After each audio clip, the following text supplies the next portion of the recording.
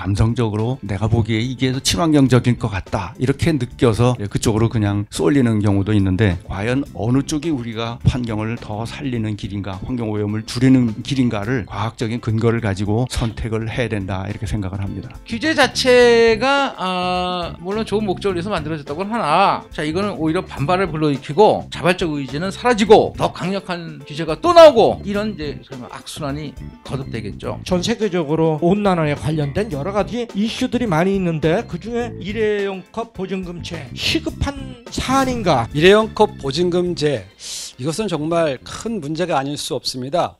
소비자를 위한 정책도 아니고 또 환경을 보호하는 정책도 아닐 가능성이 매우 높습니다.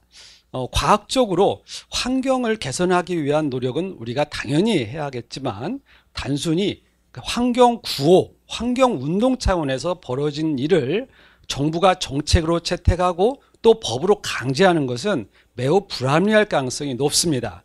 환경을 위한다고 환경부는 말하고 있습니다만 실질적으로 환경을 위한 규제인지도 의심스럽습니다. 그렇다면 무엇을 위한 규제일까요? 그냥 행정 편의적인 그런 규제일 가능성이 매우 높습니다. 그래서 오늘 컨슈머워치가 이 주제를 한번 다뤄보고자 합니다. 오늘 이제 법제 문제가 끼어 있어서 그런 문제에 대해서 제가 조금 과연 이런 법률이 역할을 어디까지 해줄 것인가에 대한 저는 의문 이런 것들을 몇 개 던지고자 합니다. 그래서 전반적으로는 일단은 가장 좋은 방법은 지금 일회용 컵이나 이런 환경 문제는 시민의 의식 수준에 관련된 것이기 때문에 현재 전 세계적으로 많은 활동이 일어나듯이 자발적인 참여 그리고 민간 주도, 거기에 이제 정부의 역할은 보조적인 필요한 경우에 법률로 도와준다든지 보조적인 역할을 해야 되는 것이 아니냐. 이제 저는 광고나 마케팅을 전공하는 학자로서 그렇게 생각하고 있고요. 그래서 제가 이제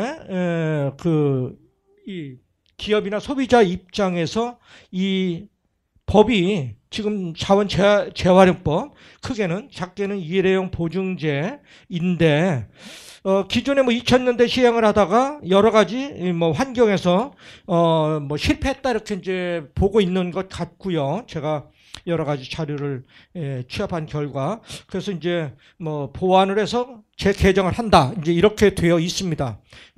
거기에서 제가 몇 가지 의문점이 있는 것은 2002년에 시작을 할 때 소비자가 300원을 내고 일회용 컵을 보증해서 보증금으로 제시하고 지출하고 나중에 보상받는 그런 형태의 이제 여러 가지 문제가 있는 것 같고, 일단은 좋습니다. 이렇게 시작해서 문제점이 있어서 보완을 하겠다 해서 과연 보완이 됐는가 한 거에 대한 이제 의문이 제가 있고요. 그러나 이제 여러 가지 소비자에 대한 홍보 이런 측면에서 이런 것들이 어떻게 보완이 됐고 왜 300원이 부과되어야 되나 하는 것에 대한 일반적인 최근의 자료나 이런 것들이 소비자에게 충분히 전달되지 못하고 있는 것 아닌가 하는 생각이 있고요.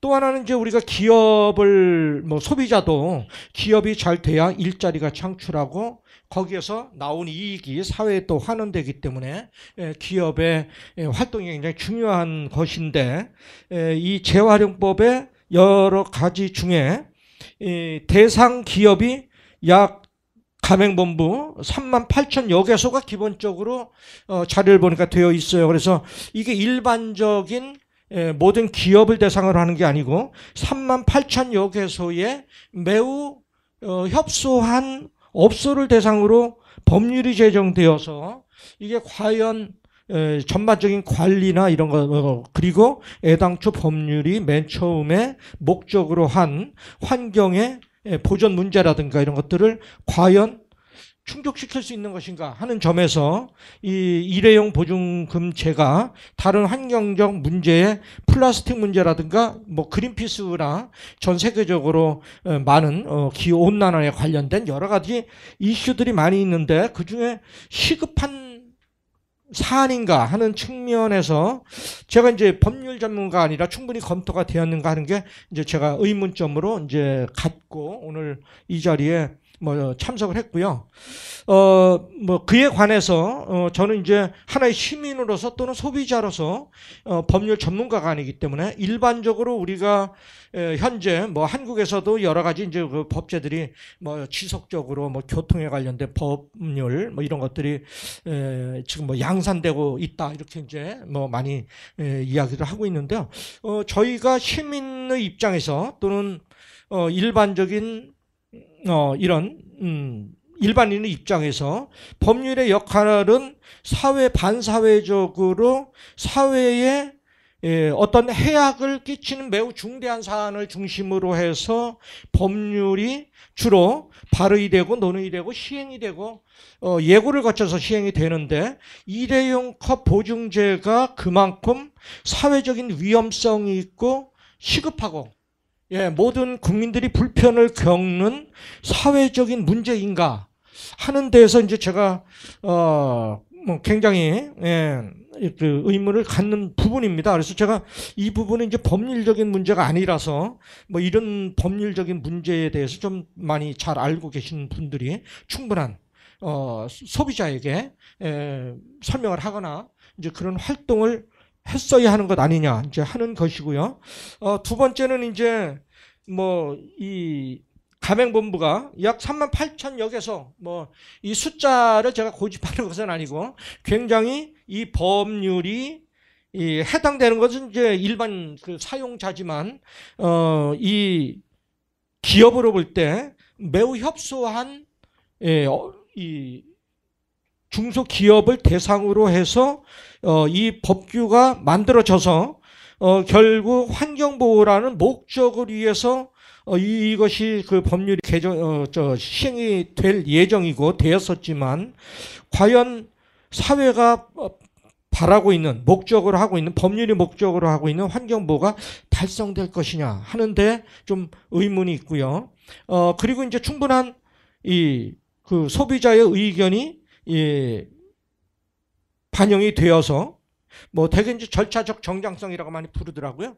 그래서 이제 대부분 정부에서도 뭐 여론조사 이렇게 얘기하는데 국내에서 대부분 여론조사라는 것이 저희도 마케팅에서 많이 여론조사를 시행하지만 여론이라는 것은 사회적인 정답이 아니고 누가 더 어떤 다수가 어떤 의견을 갖느냐에 대한 것이지 옳다 그르다가 아니라는 점을 뭐 우리 마케팅에서도 갖고 있고요. 하나의 참고로 할 뿐이지 여론조사가 의사결정을 하는데 중심은 아니다 하는 것을 뭐 지적을 하고 싶고요. 그리고 이제 최근에 많은 여론조사가 있는데 뭐 일반적인 우리 마케팅의 여론조사도 미국에서도 뭐 30% 이런 정도면 엄청나게 큰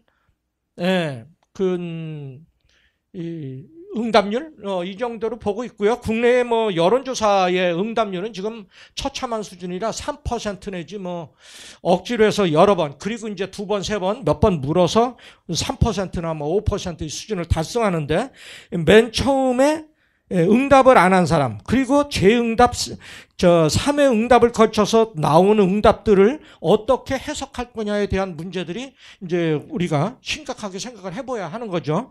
그런 측면에서 뭐 그 소비자의 의견이 적절하게 반영되었고 소비자의 의견이 어떠한지는 단순한 여론조사만 갖고 이 근거로 삼기에는 부족한 것 아니냐 하는 뭐 제안을 드리고 싶고요. 그래서 다음 문제는 이제 그렇게 해서 어찌됐든 시행이 될 예정인데 이 환경 보호를 위해서 일회용 종이컵을 회수하면서 300원 보증금으로 해서 나중에 뭐 관리를 해서 돌려주는데 여기에 이제 절차적 과정이 굉장히 중요한 거죠. 종이컵 안쪽에 코팅이 들어가고 바코드를 부착하고 위 변조 방지를 위한 한국조폐공사 발행 스티커 부착 뭐 이런 것들이 이제 제가 그 여러 가지 기존에 발표된 논문이나 여러 가지 뉴스 이런 것들을 근거로 해서 제가 이제 모아 본 건데요. 이 일회용컵 수거를 위해서 바코드 부착이나 이런 거 하는 것들은 새로운 환경에 또 오염을 위한 새로운 과정이 추가적으로 늘어나고 있는 것 아니냐 하는 것들이고요. 그리고 이제 이것을 관리하고 수거하고 그리고 역수거 업체 담당 재활용 지정 이런 것에 따른 사회적 비용은 어떻게 계산이 된 것인가. 그래서 결국 사회적 비용 전체를 보았을 때 이러한 법이 실행이 되면 우리가 목적으로 하는 소기의 달성, 일자리 창출이 되는 건지 이런 것들이 충분히 제가 수집한 자료는 충분히 수집이 되지 않아서 이런 것들이 그간의 법률적인 재정 과정이나 소비자 실행이 이미 되었었고 하는 과정에 충분히 소비자에게 의식적으로 지금은 소비자들이 환경을 보호하겠다는 의식 수준은 굉장히 세계적인 수준으로 다 올라와 있다 이렇게 알고 있고요.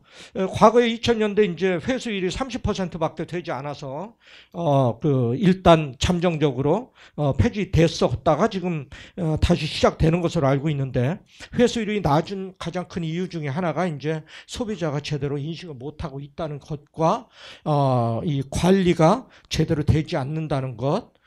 그리고 잘 알지 못하는 것 여러 가지가 이제 복합적으로 되어 있을 것 같습니다. 그래서 그런 것들에 대한 논의가 충분히 되었는지 하는 것이 정부 시행하는 정부의 입장에서 충분히 검토가 되고 홍보가 충분히 더 되어야 되는 거 아닌가 하는 것이 이제 전반적인 저의 개인적인 제가 느낌이라고 제가 이 정도 발표를 하겠습니다. 감사합니다.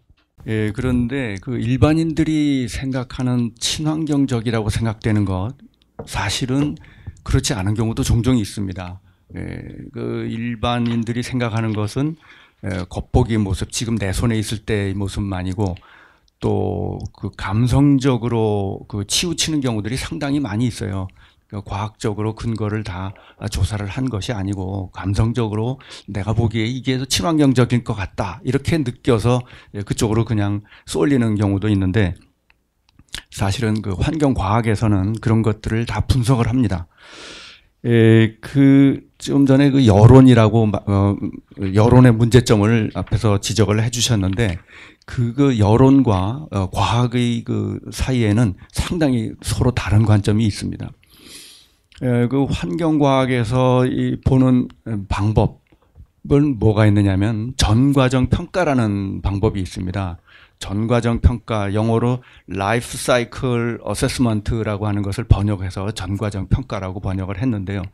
라이프 사이클 어세스먼트는 뭐냐면 어떤 물건이나 어떤 사안이 있으면은 그것을 이제 시작할 때부터 마지막에 폐기할 때까지의 전체 과정을 에너지를 다 평가를 하는 거예요. 또 환경에 미치는 영향 이런 걸 다 평가하는 겁니다. 예를 들면은 머그컵이다 하면은 머그컵을 광산에서 재료를 채굴을 하죠.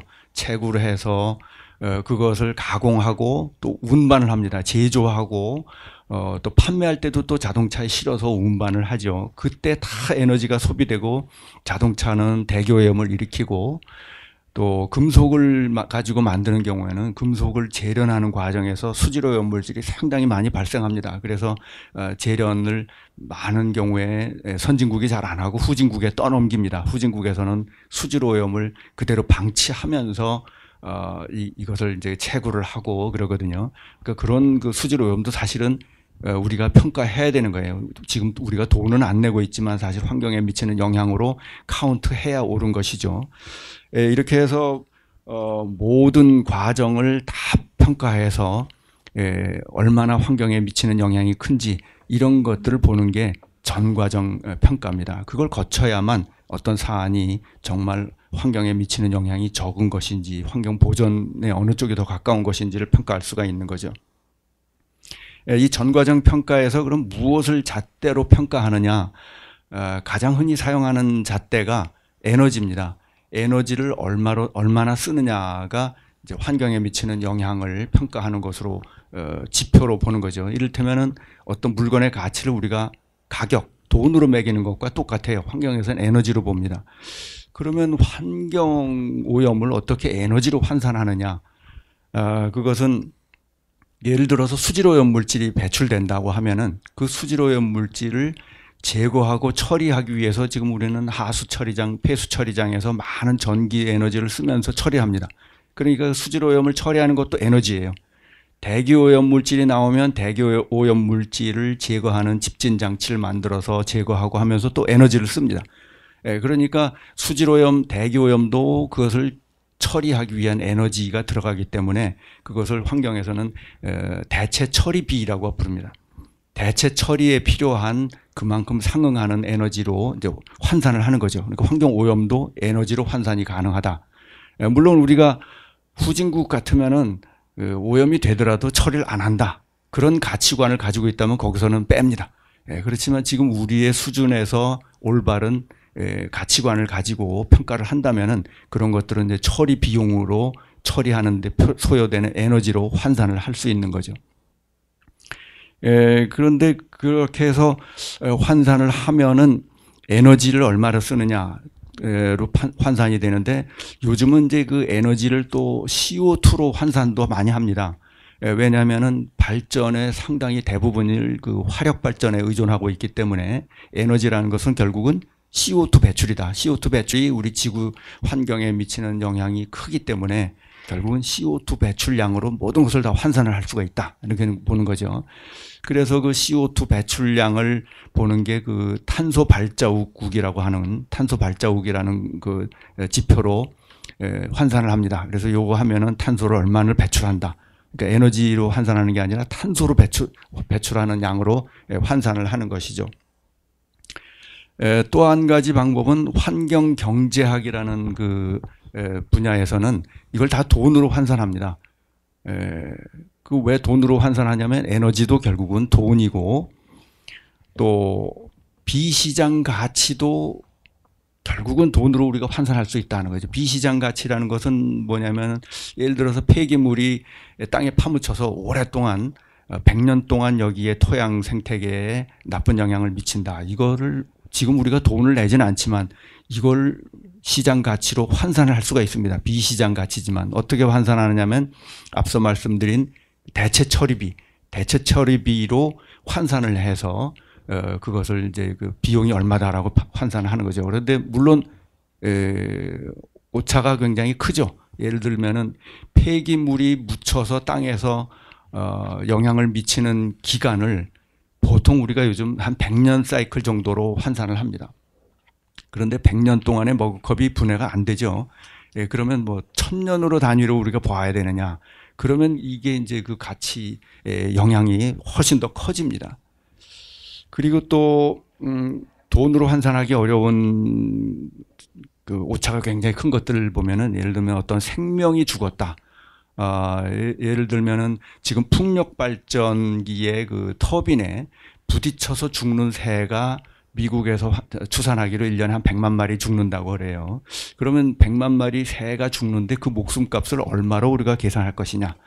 이 경우도 그렇다면은 지금 사용하는 어느 정도 사용하는 방법은 뭐냐면 100만 마리의 새를 증식시키고 살리기 위해서 우리가 보존 활동을 하는데 그 보존 활동에 얼마나 많은 돈이 들어가느냐. 그러니까 새 100만 마리를 더 살리기 위해서 들어가는 비용. 이게 이제 대체 처리비로 계산이 되는 거죠.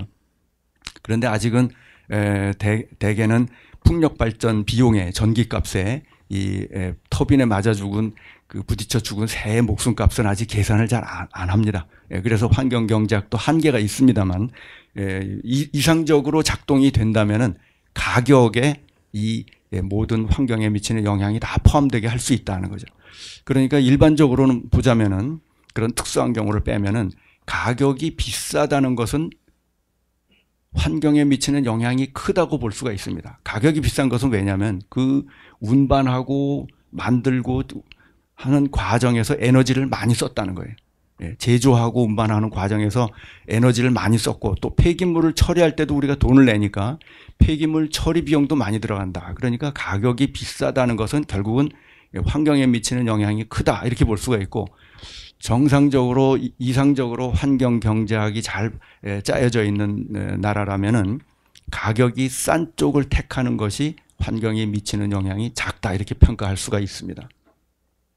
그래서 이런 것들을 평가하려고 보면은 종이컵과 텀블러 제가 어느 잡지에도 이제 그런 걸 쓴 적이 있는데 종이컵과 텀블러 어느 쪽이 더 친환경적인가? 이게 그렇게 답이 간단하지 않다는 거죠. 일반인들은 모두 다 종이컵이 친환경적이다 이렇게 답을 합니다. 아마 여론조사도 하면 다 그렇게 나올 거예요. 그런데 이 문제에 대해서 이미 1994년대 캐나다의 한 교수가 논문을 쓴 게 있어요. 그 종이컵을 생산하고 소비하고 폐기하는 데 들어가는 에너지, 그 다음에 이 머그컵을 생산하고 폐기하는 과정에서 전 과정에 들어가는 에너지, 또 머그컵은 사용 후에 세척을 합니다. 그 세척을 할 때 식기세척기를 쓰면 이제 전기를 쓰죠.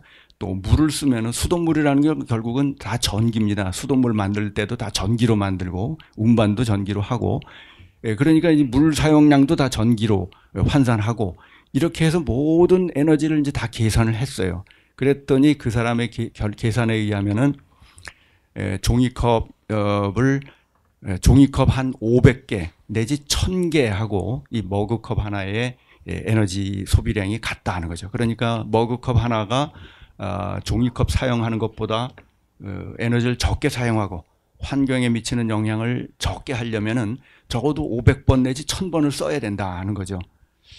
그런데 그걸 500번을 쓰려면 하루에 한 번씩 써도 한 2년을 써야 되고 1000번이면은 뭐 한 3, 4년 써야 되고. 그런데 저희 집에 보니까 텀블러가 한 10개쯤 있어요. 여기저기서 기념품으로 받고 뭐 선물로 요즘 무슨 행사를 하면 기념품으로 텀블러를 주더라고요. 친환경 활동을 위해서 주는데 한 개에 2년씩 쓴다고 한다고 하면은 10개를 다 쓰려고 한 20년을 써야 됩니다. 20년 동안 종이컵 쓰지 말고 그것을 계속 써야 되고 또 그 이후에도 또 머그컵 뭐 이런 것들이 자꾸 생기면은 오히려 그쪽의 에너지를 더 많이 쓰는 결과가 된다. 아마 제가 보기에는 텀블러 하나 가지고 100번 이상 쓰는 사람도 드물 거예요. 지금 여론 조사 해본 보면은 뭐 100번 이상 쓰지 않는 경우도 상당히 많습니다. 그런 경우는 오히려 그쪽이 더 많은 에너지를 쓰고 운반하고 제조하는 과정에서 이미 많은 환경 오염을 일으킬 수 있다는 것이죠. 그래서 어떤 뭐 수질 오염을 제거하기 위해서 대기 오염을 많이 일으키는 전기를 많이 쓰는 이런 우를 범할 수 있기 때문에 환경과학에서는 그 전과정 평가라는 과정을 통해서 전체 그 프로세스를 다 평가를 하는 거예요.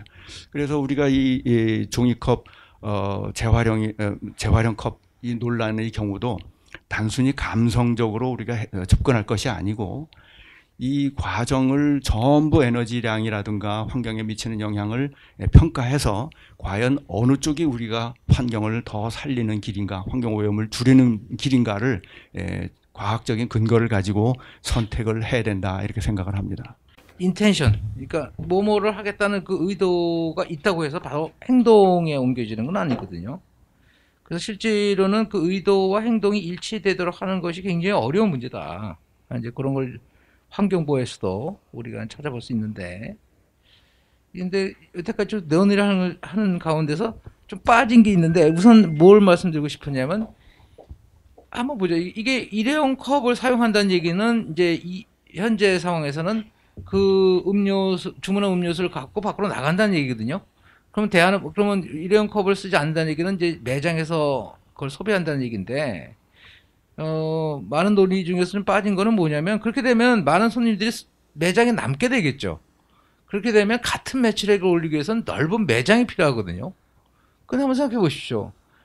아마 어떤 경우에는 80%는 테이크아웃 하는 손님이고 20% 정도만 머무르는 매장도 많은데, 그 사람들이 다 모조리 매장에 앉아야 된다라고 생각하면 도대체 비용이 얼마나 들까요?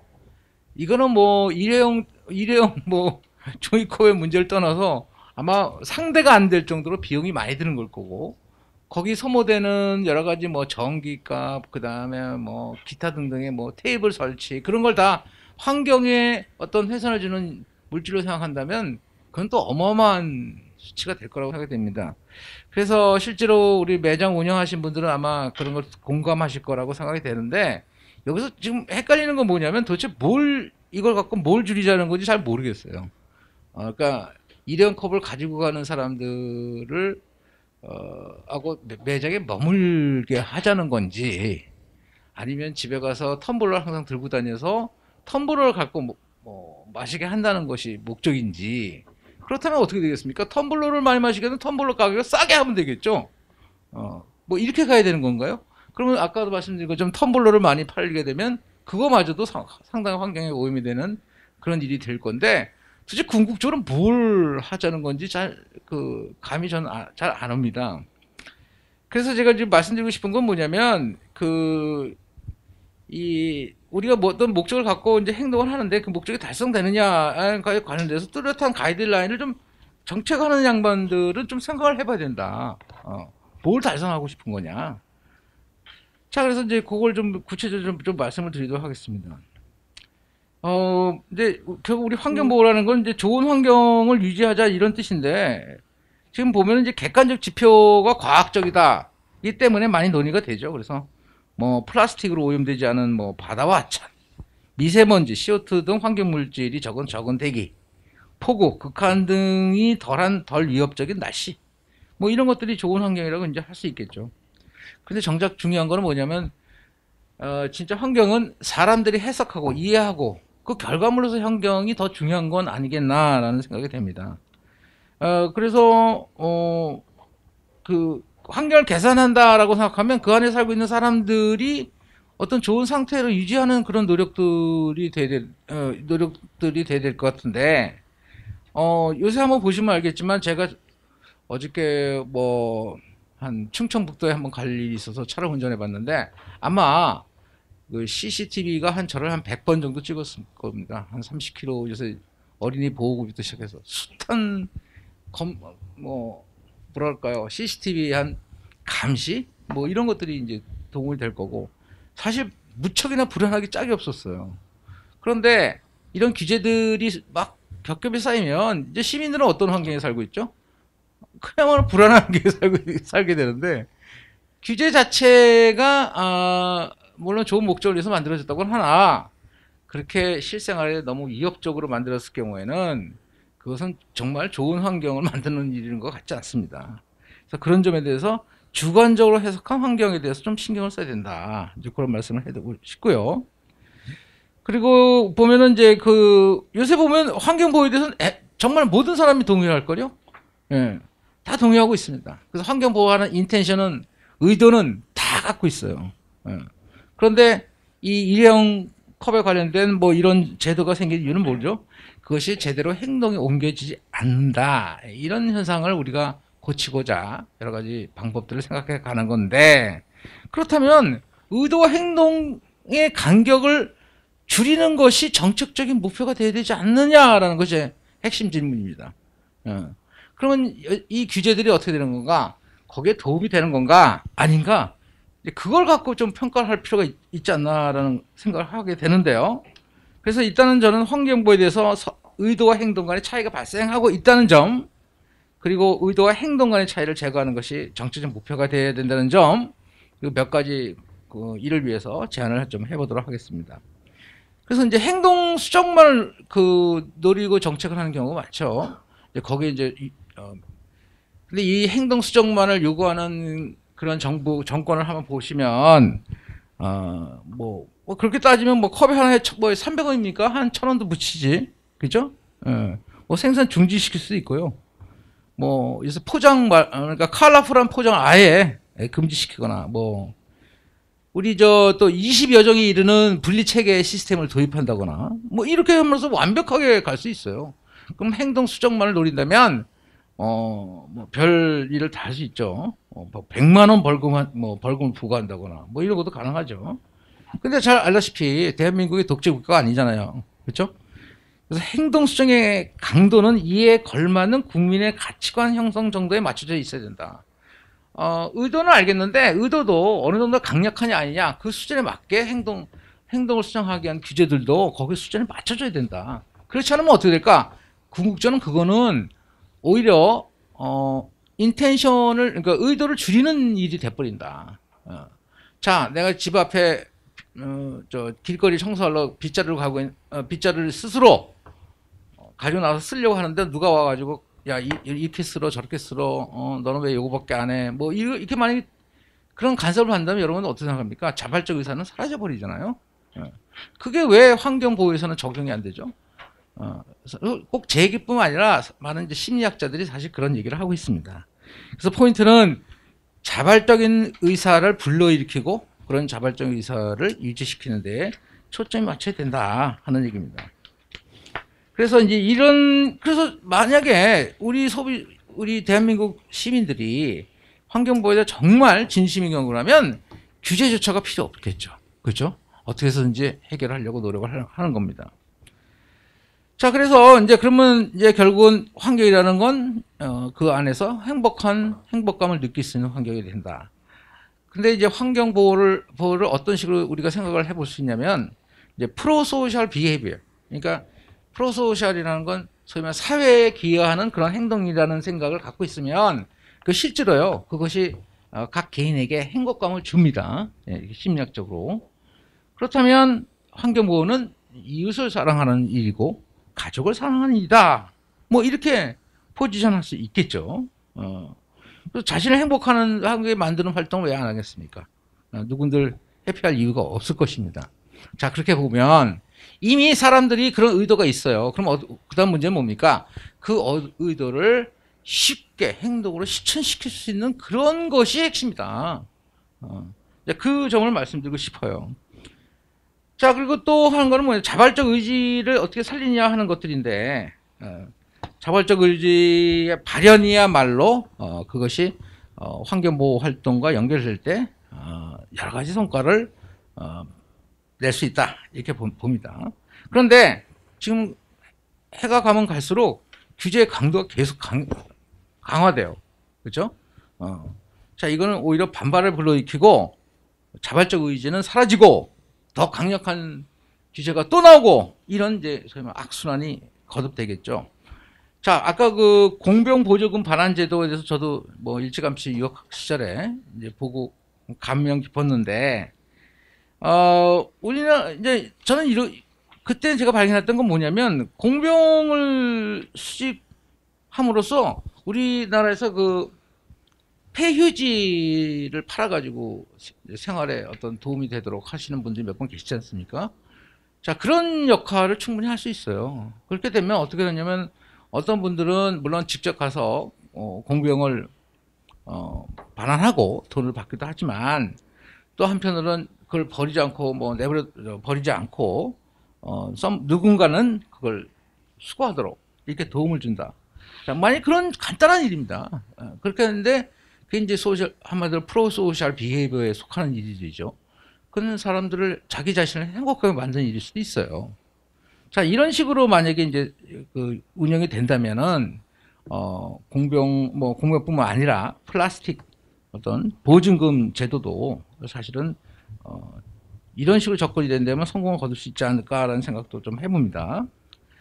그리고 또 제시하고 싶은 거는 뭐냐면, 일반적 원칙은 뭐죠? 아까 했듯이 쉬운 것부터 하자. 그 다음에 형평성을 고려해가지고 안 되는 것부터, 좀 더 심각한 문제부터 그리고 하자. 이렇게 두 가지 원칙을 좀 제시하고 싶은데요.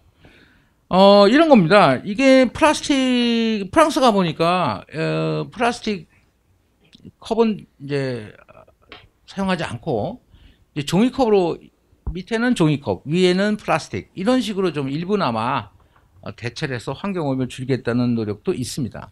그 소비자한테 그건 큰 불편이 되지 않겠죠. 자, 그런 식으로 해결한다든지, 그리고 솔직히 얘기해서 저도 이제 뭐 아이스 커피 같은 거 테이크아웃 하면 플라스틱 컵이 남게 되는데 누군들 안 버리고 싶겠습니까? 그러면 거리 곳곳에 그걸 수거할 수 있는 것이 잠시 있었죠. 그것도 싹 치웠대. 어떤 일이 치웠는지 모르지만, 돈 받고 안 받고를 떠나서, 거기다 그냥, 버리면 되는 거 아닌가요? 뭐 거기다 대서 이슬에 하면 청소하시는 분들이 그것 때문에 뭐 물이 흘러서 어쩌고 말씀하시는데, 죄송한 얘기지만 완벽한 회수 방법은 없죠. 어디나 다 불편을 겪게 돼 있습니다. 근데 그 임무가 왜 시민들에게 있어야 되죠? 여기 청소하시는 분들은 원래 그것 때문에 돈 받는 거 아닌 건가요? 그리고 그게 도시의 행정 서비스에 속하는 일이 아닌가요? 그렇다면 그 일은 과업은 일반 시민보다는 그들분이 전문성을 갖고 또 시설도 갖추고 이럴 수 있지 않겠습니까? 그렇게 되면 시민들이 협조하죠. 왜 협조 안 하겠습니까? 그렇게 시민들한테 불편을 덜 주는 일부터 생각을 해보자 하는 것들입니다. 또 형평성 문제만 해도 그래요. 사실 플라스틱에 따지면 제일 큰 심각한 이유들은 뭐냐면 아까 그 폐그물 같은 문제들, 농어촌에서의 어떤 그 비닐하우스에 관련된 그런 비닐들, 이런 것들이 중요한 건 뭐냐? 여기 일회성 그 일회용 컵에 관련돼서는 수많은 소비자들이 관련돼 있는데 여기서는 그 비교적 소수예요. 소수인 몇 분들만 잘 추적하고 지도 관리한다면 충분히 이런 그 일회용 컵에 못지않은 어떤 플라스틱의 회수 문제를 해결할 수 있는 일이 아니겠나 이렇게 생각이 됩니다. 아니 그거부터 해결한다고 나선다면은 이게 정부가 정말 진심인가 보다 하지. 이게 국민들한테 군기를 잡는 것도 아니고 특히 환경부는 그런 성향이 굉장히 제가 보기에는 좀 있는 것 같은데 그런 거는 이제 전 근대적인 20세기형 규제라고 생각이 돼서 좀 개선할 필요가 있다고 생각이 듭니다. 그래서 목표는 이 모든 소비자들이 환경보호에 진심인 그런 상황을 만들기 위해서 좀 노력을 해주는 것이 정책 목표의 일부가 되어야 될 필요가 있을 거고 또 중요한 건 뭐냐 여러 가지 리사이클에 도움이 될 수 있는 정책들이 있지만은 볼룬터리 툴 그러니까 자발적인 어떤 도구들 이런 것들에 대해서 좀 더 신경을 써야 된다. 그것이 행복한 궁극적으로는 좋은 환경을 만드는 일이다 이렇게 생각이 됩니다. 제 발표는 여기서 마치도록 하겠습니다. 지금 한참 국회에서는 국정감사가 진행 중인데 국정감사 초반에 환경부 장관에게 많은 여야 의원들이 질의를 쏟아냈습니다. 환경부가 행정기관으로서 법을 지켜야 하는 게 맞지 않냐 이런 물음에 환경부의 수장인 장관께서 법을 바꾸기에는 시간이 촉박했다라고 해명하며 변명으로 책임을 회피하기 급급했습니다. 또한 다른 의원이 또 탁상행정 아니냐는 물음에 탁상행정이 맞다고까지 대답하면서 일회용컵 보증금 제도가 불합리한 제도 아니냐는 물음에 또 이 또한 불합리한 제도가 맞다고 답하는 환경부 장관의 답변을 들으면서 저 같은 경우에는 환경부가 진짜 환경을 보호하고자 하는 의지가 있는지 다시 한번 생각해 보게 되었습니다. 앞전에 안승호 교수님께서 말씀을 하셨다시피 저 또한 그런 국정감사나 환경부의 의견을 들으면서 진짜 환경부가 무엇을 하고자 하는 건지 의문 아닌 의문이 계속 생기고 있는 상황이고요. 그리고 일회용컵 보증금 제도라는 이 제도는 제도의 설계서부터 잘못됐다고 생각이 듭니다. 우선 몇 가지 예를 들어서 저희가 첫 번째로 환경부에서는 일회용컵 보증금 제도를 설계하고 시행규칙을 만들면서 직접적인 이해 당사자인 카페를 운영하는 사장님은 단 한 차례도 미팅이나 회의를 하지 않은 채 2년이라는 시간 동안 프랜차이즈 본사와 200여 차례의 회의를 진행했다고 말하고 있는데요. 저희가 환경부 회의를 진행하면서 구체적으로 어떤 브랜드와 어떤 본사와 소통을 했는지 물어봤었을 때 명확히 환경부에서 답변을 내놓지 않더라고요. 그리고 제도 시행을 불과 한 달 앞두고 5월 달에 자원순환 보증금 센터를 통해서 스티커 라벨 구매를 유도하는 과정에서 카페 사장님들께서 거세게 저항하자 그제서야 카페 사장님들과의 협의 테이블을 환경부에서 만들기 시작했습니다. 그리고 두 번째로는 자원 재활용법에는 제조업자나 수입업자가 제품 포장지로 발생한 폐기물을 회수해 재활용해야 한다고 규정되어 있습니다만 유독 일회용컵 보증금 제도만 유일하게 소비자가 비용의 책임을 가져간다는 것입니다. 이는 일회용컵 보증금 제도로 소비자가 지불해야 되는 금액이 연간 4조 5천억에 이르는 막대한 비용이며 세계적 이슈나 국가의 정책을 개인이 지불하는 것은 온전하지 못한 조치라고 생각이 듭니다.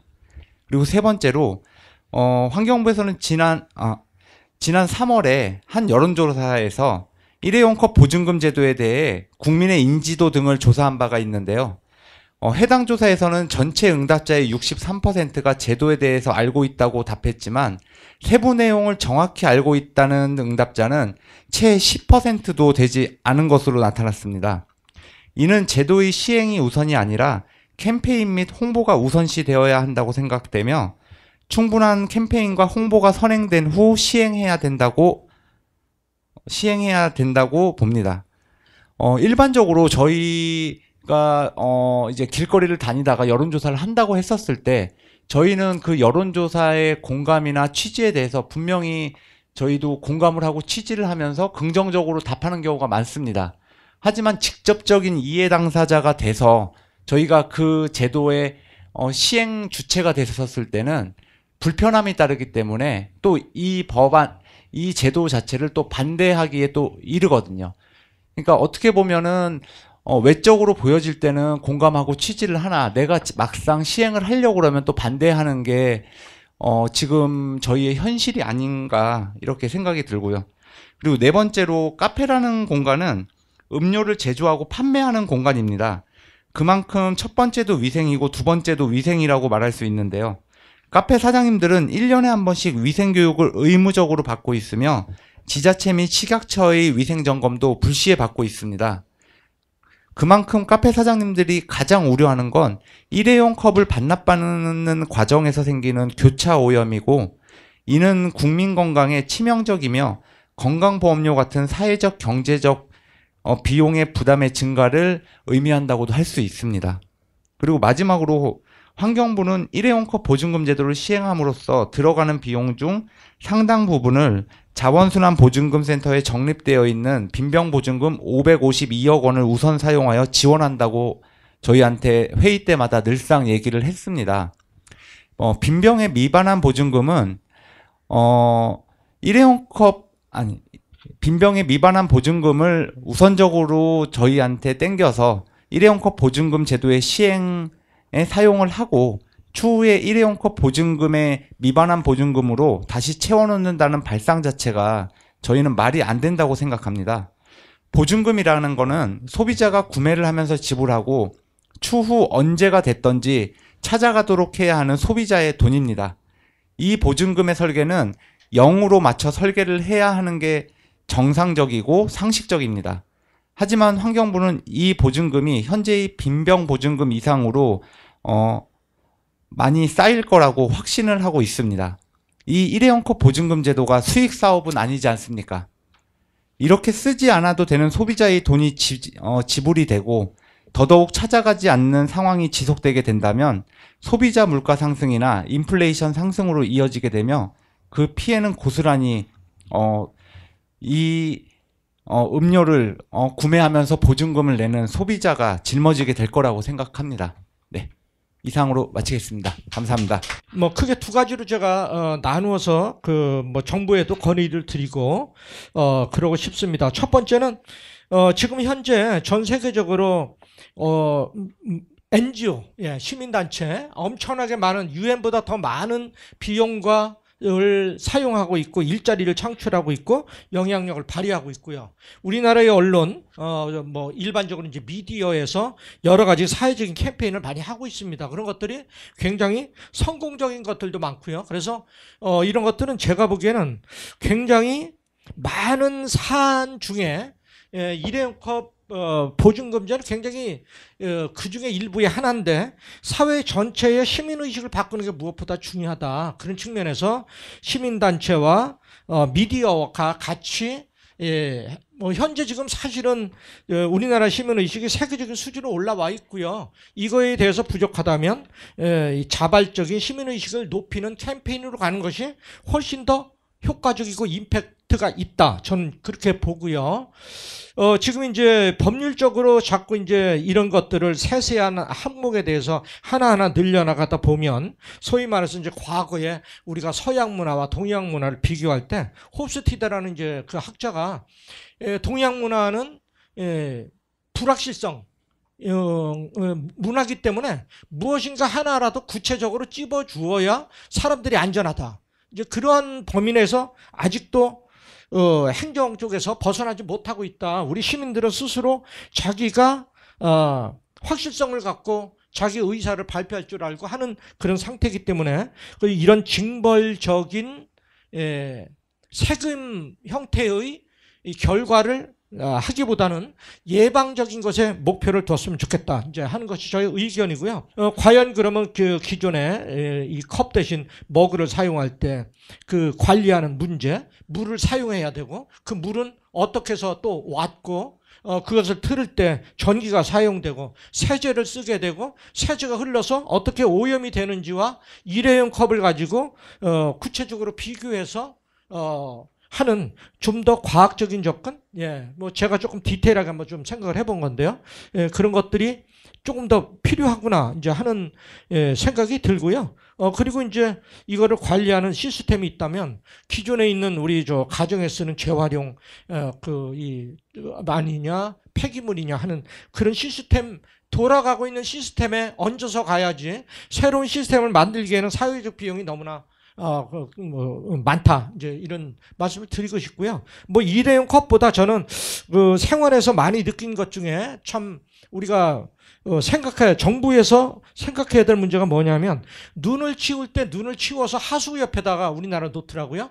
외국의 서양에서는 이 눈을 치워서 하수구에 놓으면 녹아서 오염된 그런 것들이 다시 물로 다 흘러가기 때문에 화단에 올려서 흙을 통해서 필터링을 하는 그런 것들이 생활화되어 있고 일반인들도 눈을 치울 때 뭐 우리나라 이제 하수구에 담배 꽁초 넣어서 그런 것들을 이디꼬치는 울거서 그 물이 지금 우리 하수구에 흘러가는 이런 거와 같이 그 작은 것 오히려 제가 보기에는 일회용 컵보다 이런 것들을 사람들에게 시민들에게 알리는 게 더 시급하다 저는 그렇게 생각하고 있습니다. 그래서 이런 시민들이 많이 알 수 있도록 캠페인 그리고 시민단체와 협조, 언론과의 협조 이런 것들을 정부가 우선적으로 해주시는 것이 효과적이다. 저는 그렇게 제언을 드리고 싶습니다. 감사합니다. 컵을 다시 수거해서 처리하는 것은 이제 폐기물을 줄이려고 자원 재활용이 목표인 것 같은데 목표가 뭔지 저도 좀 잘 이해가 안 됩니다. 플라스틱을 모아서 자원을 재활용한다, 에너지를 줄이겠다, 자원을 재활용함으로써 에너지를 줄이겠다고 하는데 만일 소비자가 그것을 가지고 차를 타고 그걸 반납하러 간다면은 그때 교통에 들어가는 에너지, 인력, 시간 이런 것도 에너지로 환산하면 그 에너지가 더 클 수도 있거든요. 그래서 굉장히 겉보기에는 친환경적인 것이지만 실제로 계산해 보면 에너지를 더 낭비하는 정책이 될 수도 있기 때문에 그런 면에서 좀 잘 평가를 해야 된다고 생각을 하고요. 그 플라스틱을 재활용해서 에너지를 절약하려고 한다면은 그 바닷가에 가보면은요 플라스틱 쓰레기 엄청 많습니다. 앞서 안 교수님께서 폐기물 얘기를 하셔서 제가 생각이 나는데 바다에 가보면은 플라스틱이 얼마나 떠 있고 그것이 물고기가 먹어서 생태계에 피해를 주는지 말도 못합니다. 그러니까 그런 것들을 좀 버리지 않게 하고 있는 것도 걷어내고 그 플라스틱 수거한다면은 바다에서 수거하는 것이 훨씬 더 적은 에너지를 들여서 많은 플라스틱을 수거해서 재활용할 수 있을 거라고 생각이 돼요. 플라스틱이 얼마나 많으냐 하면은 바다에 태평양 한가운데 Great Pacific Garbage Patch라는 게 있어요. 쓰레기 패치가 이렇게 떠서 섬처럼 돼 있는데 그 면적이 우리나라 면적이 한 10배 이렇게 되는 그 쓰레기 수역이 있습니다. 가운데 이제 모여가지고. 그래서 그것이 이제 생태계 피해를 어마어마하게 주니까 환경운동가들이 육상에서 종이 빨대를 쓰자. 그래서 플라스틱 빨대를 종이 빨대로 바꾸고 이런 그 운동들이 있었습니다. 그래서 생겨난 재미있는 다큐멘터리 하나를 소개를 드리고 싶은데요. Seaspiracy라는 그 다큐멘터리가 있어요. 필름이. 그 제목은 뭐냐면 Sea하고 Conspiracy, 음모라는 단어를 합쳐가지고 Seaspiracy라는 제목을 붙였습니다.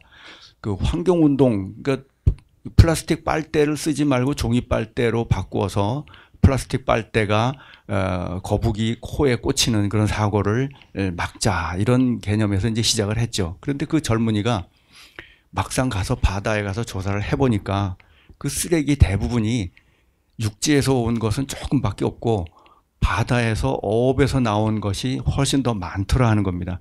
폐그물이라든가 또는 양식장에서 나오는 부표라든가 또 배에서 버린 쓰레기 뭐 이런 것들이 어마어마하게 많아서 육지에서 버린 것보다 더 많더라. 그런데 그런 그 어업 활동에서 나오는 쓰레기에 대해서는 왜 비난을 하지 않고 거기에 대한 대책도 세우지 않고 육지에서 플라스틱 빨대 쓰는 것만 우리가 그 큰 어떤 기여를 한 것처럼 거기에다가 에너지를 쓰느냐 이제 그런 비판을 한 거예요.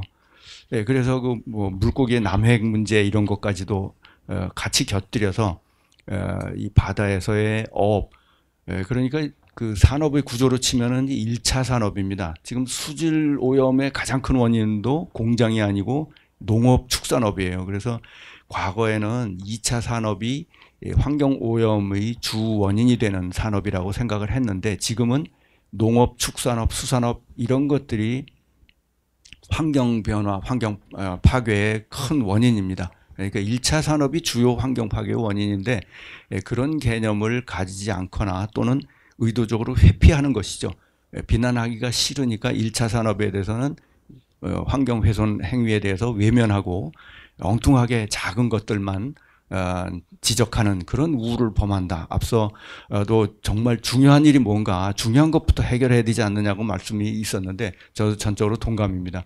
그래서 중요한 걸 빼고 아주 작은 지엽적인 것을 자꾸 들춰서 감성적인데 호소하는 것은 올바른 접근법은 아니라고 생각이 되고 그런 과정에서 생기는 것 중에 중요한 그 내용이 앞에 발표에서 나왔지만 행동을 인간의 그 행동을 억제하는 그 자유의지를 억제하는 그런 행동들이 점점 많아진 거 아니냐 저는 그런 우려를 합니다.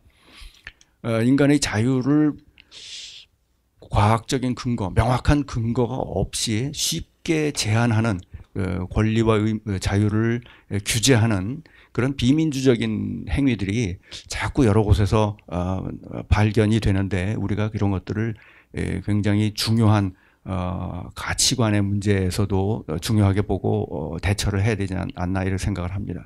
공무원들을 뭐 믿지 말라는 건 아닌데 좀 어떤 경우를 보면 자꾸 일자리를 창출하는데 참 기여를 많이 하시는 것 같아요. 근데 그 일자리가 어떤 특정 부처와 관련된 일자리를 창출하는데 관심이 많은 것 같아가지고 그게 우선이 아니지 않겠습니까?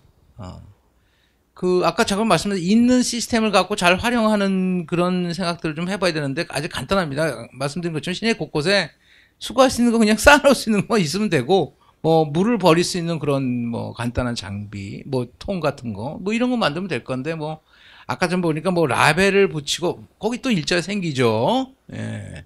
또 뭐 수거소에 또 일자리 생기고 그걸 관리한다는 공단 하나 생기고 자 그래서 일자리가 많이 생기는 까지는 뭐 그게 기여라면 할 말이 없는데 그러면 이걸 한번 좀 봤으면 좋겠어요. 뭐가 성공한 지표냐? 당신네들 얘기는 뭐가 첫째 그러면 카페 매출은 안 떨어진다? 그걸 보장할 수 있을까요? 전 떨어진다에 뭐 좀 베팅하겠습니다. 떨어진다에 베팅을 하고 그 다음에 아까 우리 연합에서 말씀하신 것처럼 자 공병 회수는 뭐 100% 아니 뭐 공병이 아니라 플라스틱 100% 환수가 안 되더라도 그러면 거둔 돈이라도 그러면 100% 한번 순환을 시켜볼 수 있는 일은 있지 않을까요? 뭐 어떻게 순환을 시킬까요? 어떤 형태든 간에 그걸 낸 소비자에게 돌아가는 거는 왜 안 따지죠? 그 다음에 아까 얘기처럼 또 아까 뭐 순환에 대해서 한다면 그럼 궁극적으로 그걸 갖고 얼마나 뭐 이거 금전적으로 좀 나타낸다면 얼마치를 도대체 회수를 하는 건지 누가 그러던데 그 페트병 이거 열심히 모아봐야 그 얼마 돈으로 따지면 얼마 안 된다. 제가 볼 땐 이 페트병 여기 있을 때 그 이걸 벗겨야 되느냐고 칼로 제가 실제 경험인데 이걸 벗기려다가 칼로 쓰다가 제 손이 찔린 적이 있어요. 그 치료비가 아마 좀 더 들지 않겠나는 생각도 해볼 수 있겠는데 그래서 지금 이런 제안을 해봤으면 좋겠어요. 도대체 성과 지표를 뭘로 보시냐. 거기에 대해서 좀 논의를 할 필요가 있다.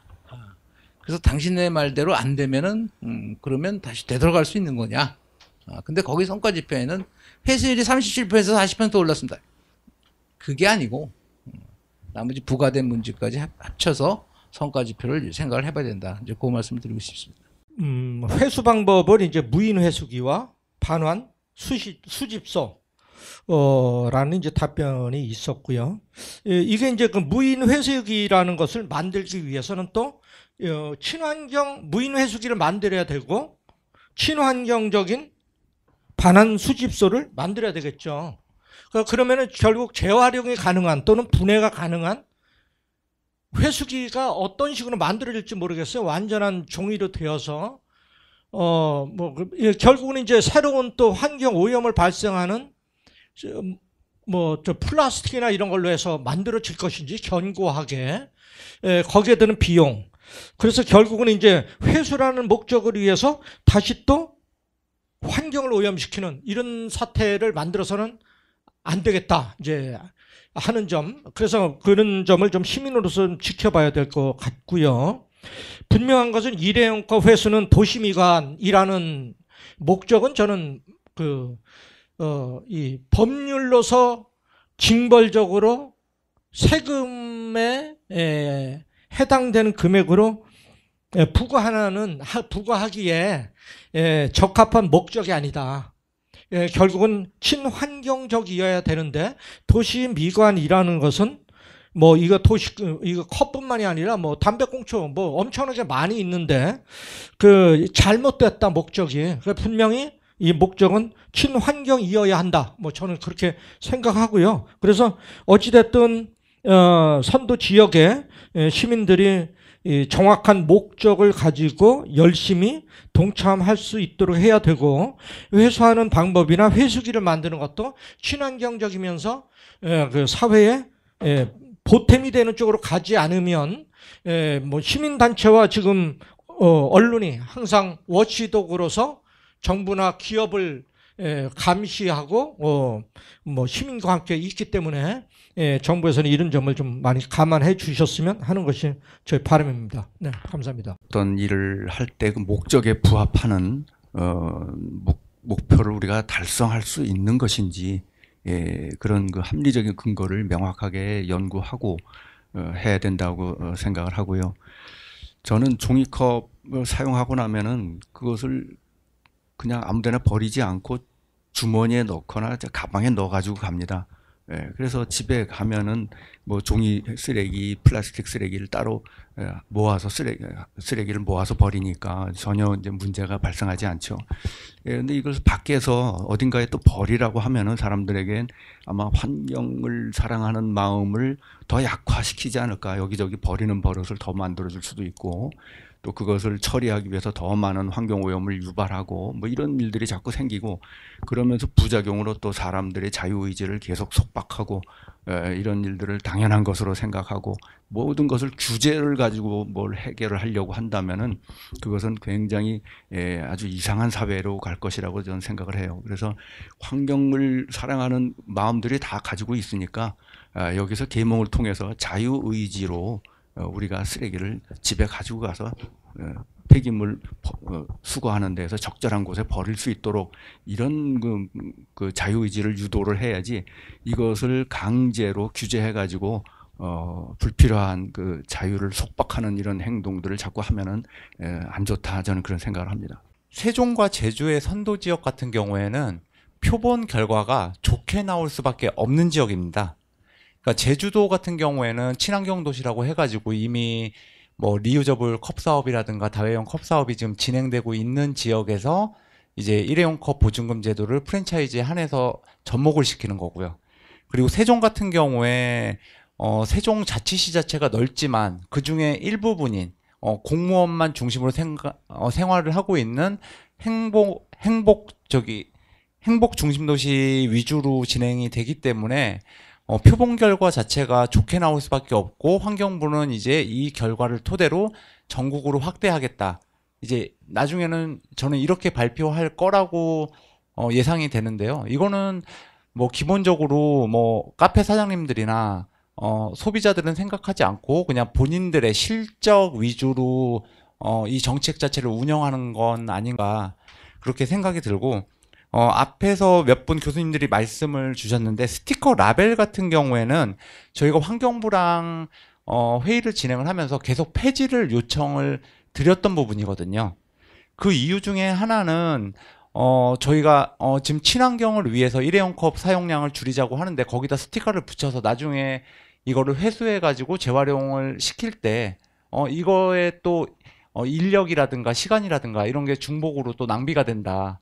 그래서 저희가 환경부랑 회의를 하면서 저희가 주장했던 거는 차라리 그냥 컵을 카페 사장님들이 구매하면서부터 저희가 일정 부분 뭐 30원이든 50원이든 부담을 할 테니까는 그렇게 그냥 뭐 예를 들어서 컵에 그냥 100원이라는 환경세를 부담을 시켜놓고 그거에 반반이라든가 아니면은 카페 사장님들이 50%를 부담을 하고 국가에서 50%를 부담을 하던가 아니면은 카페 사장님과 소비자와 국가가 3분의 1씩 부담을 해가지고 이걸 보증금 제도로 가지 말고 그냥 누구나 쉽게 이거를 쉽게 얘기해서 이렇게 100원이라는 금액을 책정을 하고 소비자가 예를 들어서 그냥 마시고 길거리 아무데나 버렸다고 치더라도 지금 폐지 같은 경우에 1kg를 모으면은 보통 한 700원에서 800원 정도를 고물상 가면 준다고 합니다.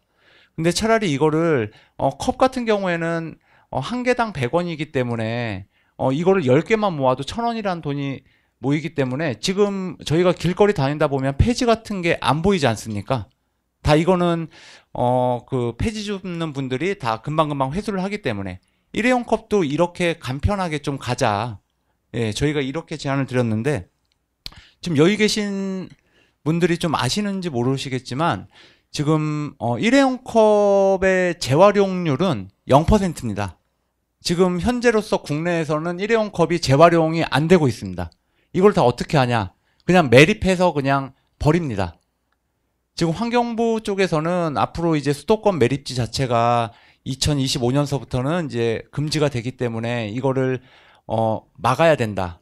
저희한테 이렇게 얘기를 하는데 일회용 컵 자체를 일반 자활센터에 한번 가보면은 95%는 피트 뭐 저희가 쓰는 뭐 샴푸통이라든가 거의 다 이런 거 위주고 저희가 지금 일회용 컵 보증금 제도에 이 속하는 일회용 컵은 전체 그 재활용 쓰레기 5%밖에 안 되거든요.